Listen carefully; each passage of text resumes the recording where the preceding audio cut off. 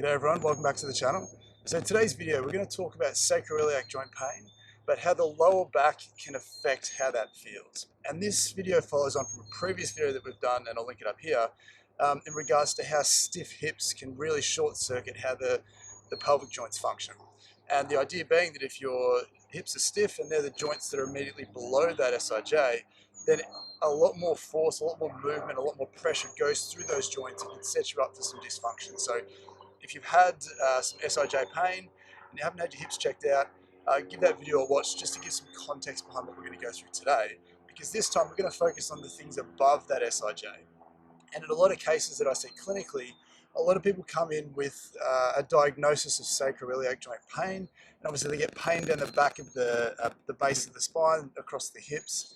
And it can be very specific, and you can have maybe the pelvis that's not aligned very well, maybe there's an upslip or there's rotations through the ilium or something like that that's jamming up that joint, creating some pain.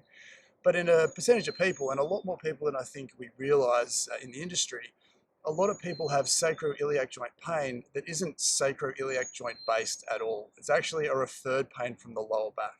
And I've done a previous video again on how there's a band of back pain that you can have that goes across the lower back, really across where those pelvic joints are, that can come from a spot that's higher than you realize. And that spot's at the base of your thoracic spine. So what I want to go through today is, if you have sacroiliac joint pain, I want to show you a very quick assessment / very effective exercise to figure out what role, if any, your back is playing in your SI joint pain. So what we want to basically do is, if you can grab a lacrosse ball, grab a tennis ball, grab a ball that you feel very comfortable lying on top of.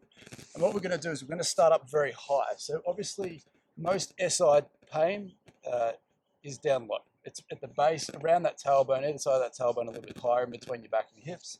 We're actually going to start right at the base of your rib cage. So I'm going to get you to place the ball right on the spine in the middle, and then gently let that ball roll off to one side. So I'm not going all the way across. I'm going to let it press into a part of your back, and then we're going to get you to lie down on that ball. So essentially what you want to do here is you want to move the ball around, go looking right next to that spine for joints that feel stiff and tight, and we want to let the ball press in. So we're not rolling around on top of the ball. We're going to find a spot that feels a little bit stiff and tight. We're going to let the ball press in for a few seconds. We're going to take a couple of deep breaths to allow that ball to free up some of that tissue. If it feels tender, that's important obviously, but then we want to get you to compare it to the same spot on the other side. So if you let the ball roll across to the other side of your spine, take note of how well that ball sinks in. So for a lot of people, the pain, the tenderness, and the tightness are all going to be on the same side. But for about sort of 40 to 50% of people, the pain is on the opposite side to where the restriction is. And for the purposes of this video and the purposes of this exercise, we actually care more about the restriction, because that could be causing your pain, and it could also be causing some referred pain down to that SI joint. So again, once you've found a spot that feels a bit stiff and tight, stay there for a little bit, let the ball press in, let it free up, then just move the ball down one segment, go looking for the next spot. So ultimately we're looking for things that feel important to you. We're spending enough time on the ball for that to free up, and then we're moving on to the next spot.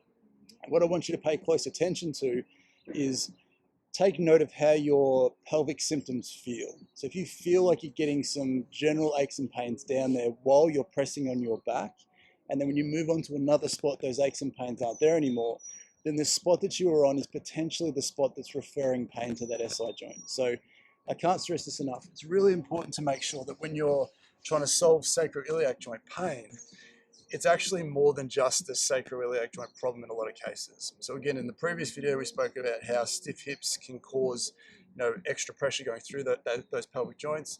In this one, I really want to highlight that your lumbar spine and the base of your thoracic spine can be referring pain to that SI joint.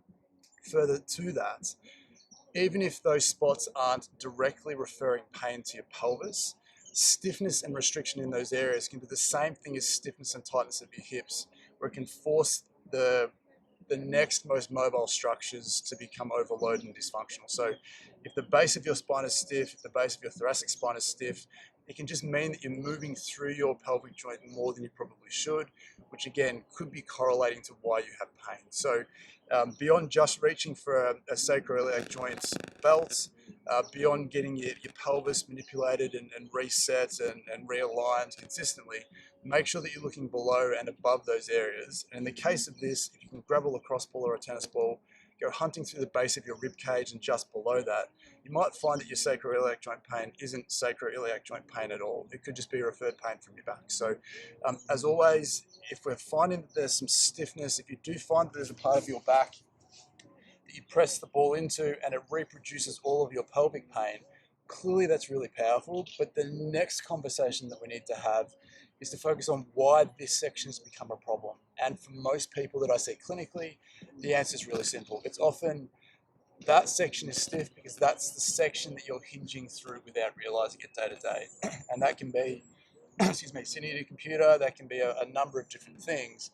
But ultimately, if there's a section of your back that's correlating to your pelvic pain, if it's there, it has to be there for a reason. And traditionally it's there because we're hinging through that area and staying there for a lot longer than we should. So if you're working hard to free up your hips, if you're working hard to free up your lumbar spine and your thoracic spine, we then need to make sure that you're putting them in a better position. So please keep that in mind. Let me know in the comments below if that's resonated with you. If that's hit a piece of the puzzle that you didn't realize you were missing, let me know.